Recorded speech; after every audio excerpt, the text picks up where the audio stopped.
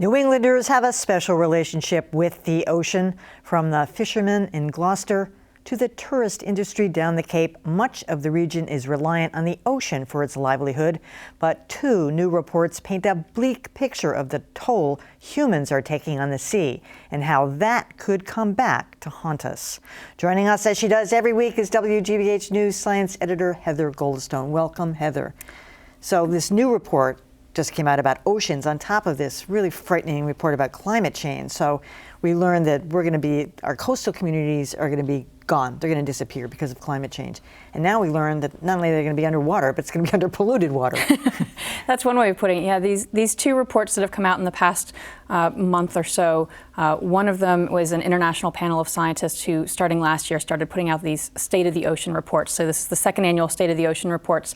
And then the other report is just a paper that's recently been published trying to actually pin down the possible economic toll of changes in the ocean. And as you said, they paint a pretty bleak picture. They kind of both highlight what they call the deadly trio, the fact that as the result of carbon dioxide emissions, water temperatures in the ocean are rising. We talked about, actually, when we were talking about that latest climate change report, the fact that air temperatures are not warming as quickly as we might have expected over the past 10 or so years, but that's because 90% of that heat is going into the ocean.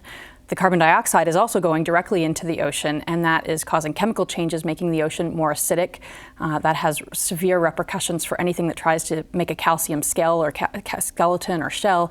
And then also we've got the issue of oxygen depletion in the ocean. So the combination of nutrient runoff from farms and from fertilizers, you get an algal bloom. As that dies, you end up with a drop in oxygen levels, in some cases to points that the ocean can't even support life. We were talking earlier about coral reefs. You're saying that some scientists are saying they're going to disappear. These gorgeous coral reefs, which everybody loves to go snorkeling at, and all of their vacations are surrounding them. All these critters that are associated with coral reefs.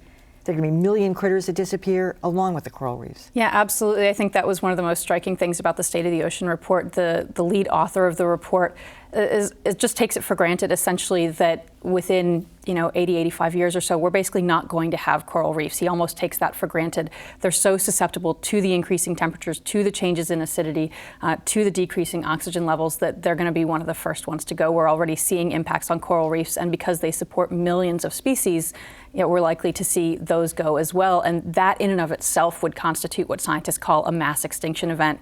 And they're saying that's kind of what we take for granted. We think it actually, on our current trajectory, could be much worse than that we're in for an unprecedented level of mass extinction in the oceans. Wow, frightening. All right, Heather Goldstone, thanks so much as always, I think. At some point, I hope to bring good news. Yeah, really.